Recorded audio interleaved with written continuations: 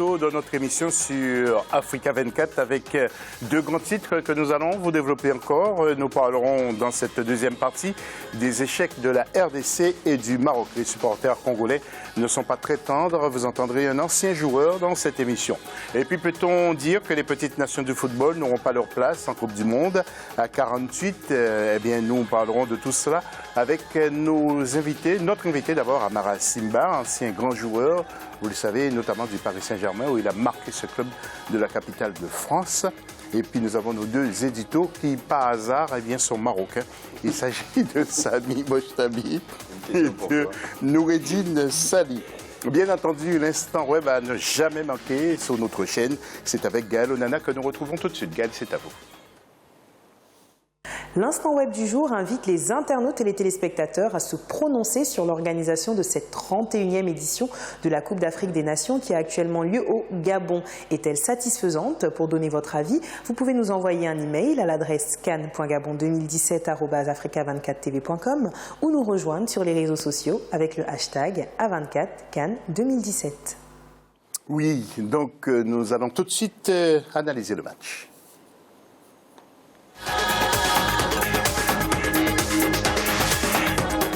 De deux rencontres. Alors, beaucoup voyaient la RDC et le Maroc dans le carré d'as de cette CAN 2017. La RDC qui s'est fait battre par les frères Ayou et le Maroc piégé en toute dernière minute par l'Égypte. Une équipe d'Égypte qui a commencé lentement, sans réelle influence justement sur le jeu et qui s'annonce comme un candidat sérieux au titre suprême. Alors, nous allons tout d'abord, messieurs, évoquer la RDC qui est aussi sous l'effet des projecteurs. Certains anciens joueurs disaient bien que c'est la faute d'un entraîneur. Vous, Amara Simba, quel regard, quelle analyse faites-vous justement sur cette sortie de la RDC?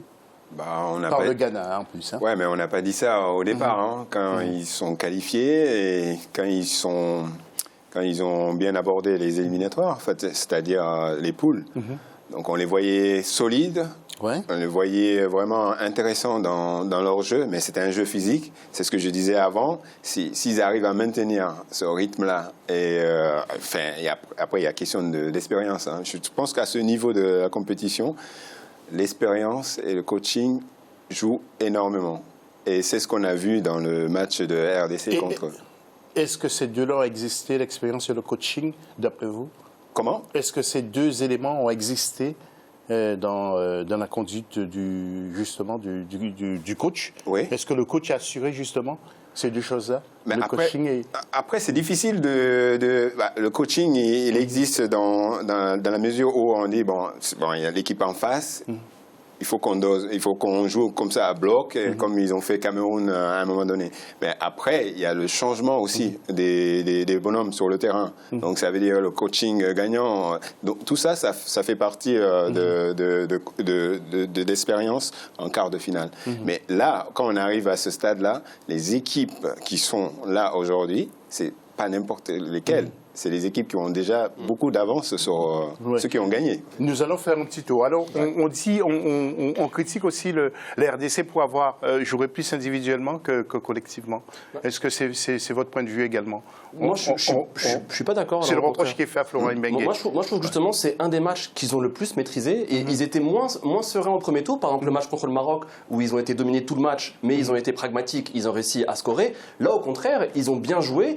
Et ils sont tombés. Mais est-ce qu'il y avait un vrai collectif aussi? Bien sûr, ils sont tombés sur leur propre jeu. En face, ils sont tombés sur une équipe qui n'a pas forcément dominé le match, mais le Ghana, là on parlait d'expérience. Contrairement au Cameroun, le Ghana c'est un groupe qui est quasiment le même depuis 2010. Il reste sur 6 demi-finales. Là c'est leur 6e demi-finale. Par contre, on peut parler d'expérience alors. Ah mais clairement, parce que c'est la même équipe, ce sont les mêmes joueurs. Et je vais même faire un petit rapprochement entre le Ghana et la Côte d'Ivoire de 2015. Justement, le Ghana poursuit le Saint Graal, cherche cette CAN depuis 7-8 ans. Est-ce que c'est pas justement leur année? Je trouve qu'il y a une similitude entre le groupe ivoirien qui est arrivé à maturité et ce groupe ghanéen qui arrive aussi à maturité, mené par les frères Ayou. Peut-être qu'il devrait gagner. On va laisser la parole à Nouré. Pourquoi pas? Oui, Noureddine, peut-être c'est la dernière année des frères Ayou, surtout André. Plutôt à Samoa. Les frères Ayou sont Samoa, c'est bon. Samoa, il est là juste pour le grand frère. Je veux dire, c'est un deuxième entraîneur dans le vestiaire, quoi. Mais même s'il est bon encore sur le terrain. Le Ghana a intérêt à gagner cette année. Je pense qu'on est quand même sévère avec cette équipe de la RDC. Il ne faut pas oublier que Ebengue, depuis un certain moment, il fait un travail remarquable. Il a remporté le CHAN avec cette équipe-là. Je pense qu'il est venu débordant de cette CAN avec, pas avec un costume de favori, cette équipe de la RDC. Et quand on voit un petit peu le tournant dans ce match-là, c'est les 5 premières minutes. Si Mbokani marque ce but-là, où le but il est grand ouvert, je pense qu'on va avoir un autre match. Mais malheureusement, le déroulement dans ce match-là a vu qu'au fur et à mesure que peut-être cette équipe-là commençait à douter, et surtout l'expérience, comme a évoqué Samy, de cette équipe du Ghana qui est arrivée avec les frères Aïeux, comme il a fait leur papa dans le temps. Nous allons écouter Kanza Masaki, un ancien joueur de la RDC, et juste après nous parlerons du Maroc. Il y avait aussi des 6, si le Maroc avait marqué, peut-être le Maroc serait aussi en demi. Tout de suite, l'ancien joueur Kanza Masaki. Mais moi, ce qui m'a vraiment chamboulé, parce qu'une équipe comme le Congo RDC devrait avoir une identité. On n'avait pas de système de jeu. C'est-à-dire qu'on joue au football, mais on joue on compte sur les individualités. On n'a pas de système de jeu défini. Par contre, le Ghana, eux, avait un système de jeu. En même temps, tu me diras, c'est l'expérience, hein, mais je pense que Bengue, par rapport au travail qu'il a pu faire, aurait pu mettre en place, comme je te l'ai dit, José, un système de jeu. Et il n'a jamais mis de l'or de système de jeu. Je m'en suis rendu compte de match en match, qu'on comptait plus sur les individualités qu'autre chose. Le supérieur hiérarchique, c'est lui. Hein. Donc je me dis, à partir du moment que toi, le sélectionneur, tu baisses les bras, parce que tu es là à envoyer, on va dire, du positif à ton troupeau. Si de l'autre côté, les joueurs t'observent du banc de touche et ils te voient déjà baisser les bras. C'est ce qui va se passer aussi pendant le match. Dès lors, on a eu de la chance quand même, on aurait pu encaisser puisque ça débute. Hein. Première mi-temps, au début du match, on avait le match à main. L'avenir de la RDC, c'est que, honnêtement, José, je pense qu'il y a du boulot à faire. Il y a du changement à faire et que par rapport à l'avenir de la RDC, comme tu me le dis, on a des pépites. Il y a de l'avenir, il y a des pépites à faire, il y a de quoi à faire à la RDC. Alors, le Maroc qui perd comme une petite équipe d'Égypte. Oula. Une petite? Oui, parce que l'Égypte revient sur la scène continentale. Donc, mais il faut respecter le parcours quand même des pays, parce que l'Égypte, c'est vrai qu'ils ont eu une coupure pendant un moment, oui. Mais qui sait qu'ils n'ont pas retrouvé cette rage et cette envie de revenir rapidement sur le champ. C'est ce qu'ils sont en train de démontrer en ce moment. Oui.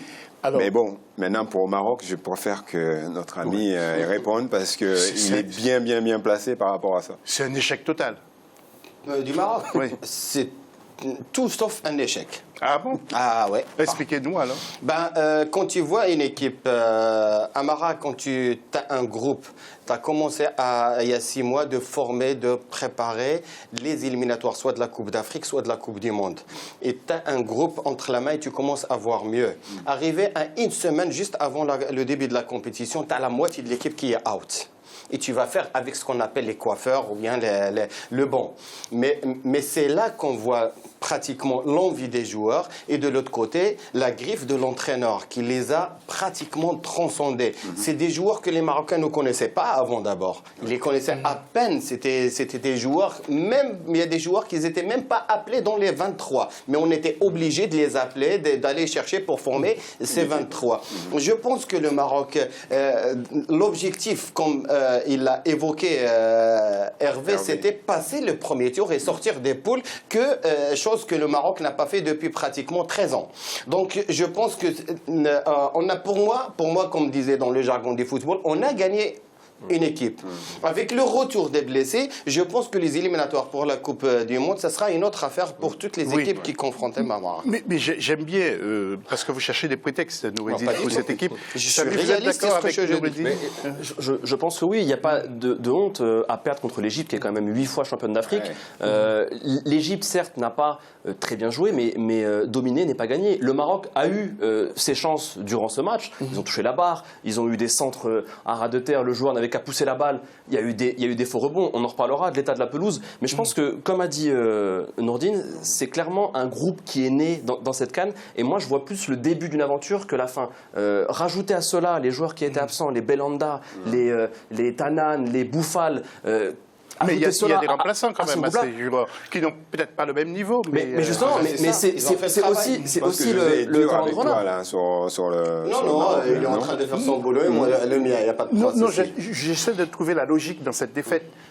Je vais essayer d'aller dans ton sens pour te dire, pour sortir des prétextes, si tu veux. Une équipe qui se déplace, une équipe qui est là dans un terrain pourri, et il a joué 3 matchs là-dessus, et elle décide de rester pour jouer au Port-Gentil. Donc c'est la faute de la CAF. Vous voulez Bien sûr, sur le comité d'organisation.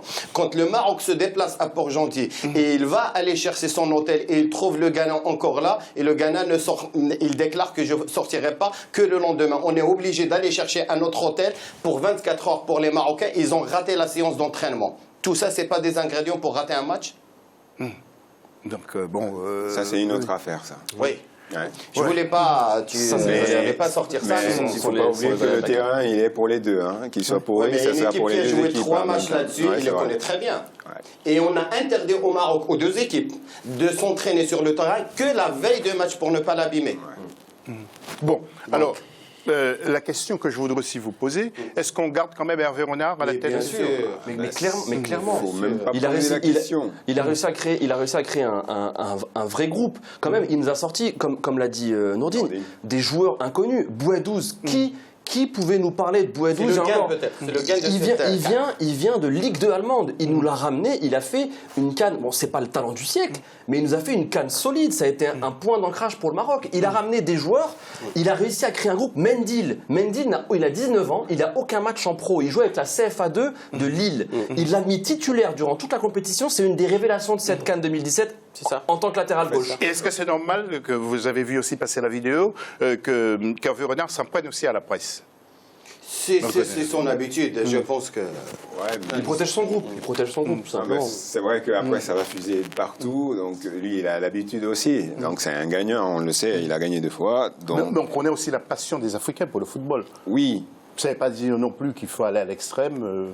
Non, il ne va pas à l'extrême. Il connaît maintenant l'Afrique. Je pense que s'il y en a un qui le connaît, c'est bien lui. Je pense qu'il se met dans la peau de là où il est, exactement, pour faire ce qu'il a fait avec Zambie ou Côte d'Ivoire. C'est qu'il faut se transformer en Africain quelque part, pour pouvoir réussir. Je pense que c'est un entraîneur, si on lui laisse encore le temps de travailler sur les autres années à venir, il va faire un bon boulot là-bas. Oui. Alors, messieurs, vous avez sans doute aussi remarqué que tous les entraîneurs locaux sont sortis. Est-ce que le débat ne va pas reprendre aussi sur le problème des entraîneurs locaux? Le problème des entraîneurs locaux, un entraîneur, il est en face de moi. Je pense qu'actuellement, le problème pour moi ne se pose pas. Il faut que les fédérations prennent conscience comme quoi on a des talents de chez nous. Je pense que quand tu vois, par exemple, il y a des locaux qui sont sortis, mais il y a des griffes de l'autre côté, qui est des Hervé Renard, et des Casper Jacques, et des Claude Leroy, et des gens qu'on attendait, des Girard, qu'on attendait aller trop loin. Donc, je pense que les compétences sont égaux par rapport à tous les techniciens. Un technicien, il est toujours lui-même fidèle à ses compétences à lui, et si on a fait appel à eux, je pense qu'ils font le travail. Juste après la pause, pas à la pause, mais nous allons voir le plus du magazine. Vous allez nous dire, Amara Simba, est-ce que vous visez un pays ou est-ce que vous visez un retour à la Guinée, à la tête de la Guinée-Conakry? On en parle tout à l'heure. Donc tu me prépares en fait pour la question. Juste après le plus du mag.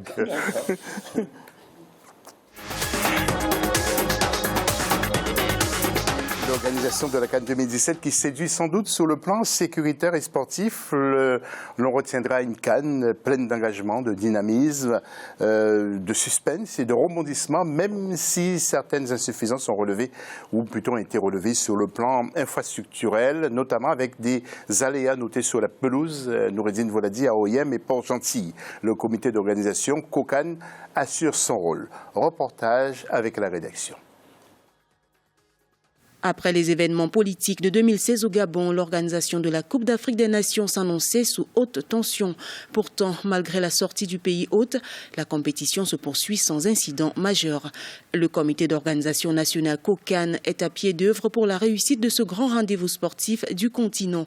Si certains aléas ont pu être notés au niveau des infrastructures, notamment la qualité des pelouses de Port-Gentil et d'OIM, côté sécurité, la satisfaction semble être totale, et ce, depuis le début de la compétition. sur le plan sécuritaire, l'organisation de la CAN est une réussite. Hein, et ça, il faut le dire. Et il n'y a pas eu de débordement. Les forces de sécurité étaient mobilisées autour de l'événement en toute discrétion. Et puis, je tire finalement un coup de chapeau parce que c'était une CAN qu'on annonçait à haut risque hein, par rapport aux événements de août 2016 des élections, mais au finish, les forces de l'ordre, les forces de sécurité ont su manager.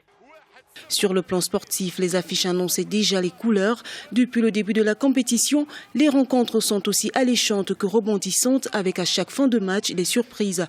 En décembre 2016, le comité d'organisation annonçait fin prêt les infrastructures sportives et hôtelières.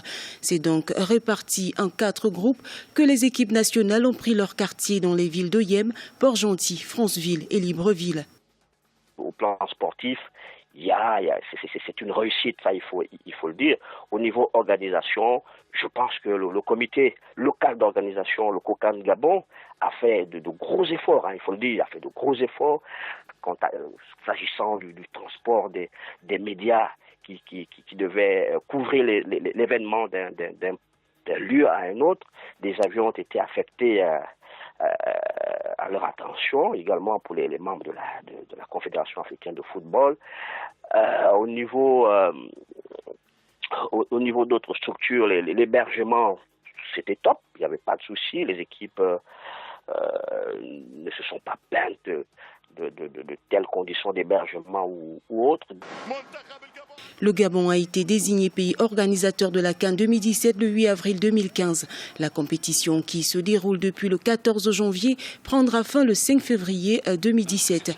Le vainqueur du tournoi sera directement qualifié pour la Coupe des Confédérations 2017 en Russie. À noter que cette compétition marque également le 60e anniversaire de la Coupe d'Afrique des Nations, dont la première édition a eu lieu en 1957 à Khartoum, au Soudan. Voilà, nous avons décidé de reporter la question concernant Amara Simba dans la 3e partie de l'émission. Il nous dira s'il envisage d'entraîner une sélection sur le continent. C'est dans la 3e partie, juste après la pause.